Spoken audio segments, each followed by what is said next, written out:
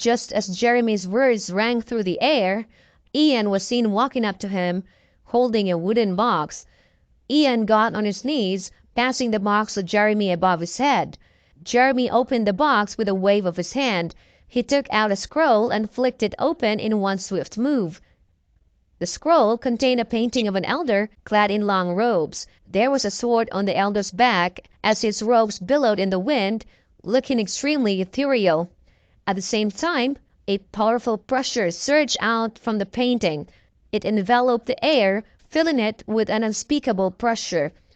Just then, Gerard got to his feet in shock. Legend has it that the Owens family owns a portrait of an ancient ancestor who holds the power of an elite cultivator. It is said to be the clan jewel. Is this it? Gerard himself had lost a little composure. It was hardly his fault after all. The painting was a legendary treasure, and to witness it filled Gerard's chest with awe.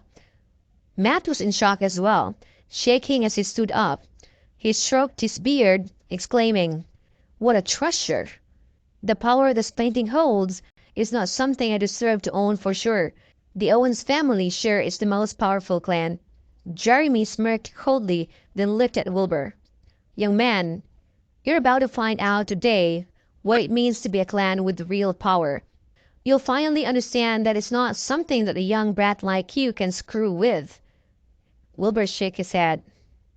"Oh my, is that it? Come on. Just back it up already. Don't hurt yourself." Jeremy shouted, "How dare you! To be in the presence of my ancient ancestor is to be in the presence of a god. Ancient ancestor, please take out the enemy for me." As he spoke, Jeremy channeled a good amount of his energy into the painting. It lit up at once, and a terrifying force enveloped the entire island. All at once, the wind swept recklessly as the sky lost all light. "Go to hell!" Jeremy shouted the words as an image of a sword appeared in the painting. It soared into the air, lighting up the night sky. Following that, the sword image came charging downward in Wilbur's direction with an impossible force. The sword shadow constricted the air wherever it passed, causing the wind to whip through the crowd's clothes and making it hard for them to open their eyes. The crowd was in awe of the sword image, a strange blend of fear and respect arising in their chests. Of course, the Owens family was not to be trifled with. Everyone was certain then that Wilbur was dead for sure. He might have been able to trump Jeremy earlier, but that was because both of them were mortal. The sword image from such a sacred painting was not something a human being was able to take. Wilbur was done for.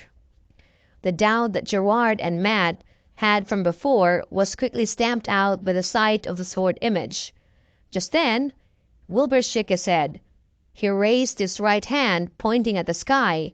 In the blink of an eye, an oppressive force surged out of Wilbur and hit the crowd all at once.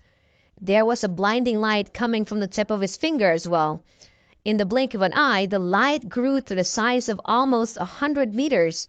It emanated a terrifying sword aura, swinging in the direction of the painting sword image.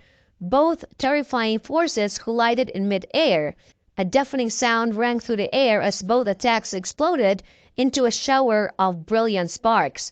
It was as if it was raining shooting stars. Both forces collided and exploded again and again, hurtling around in the air before slowly fading. Sea Lake Island resumed its peace and quiet.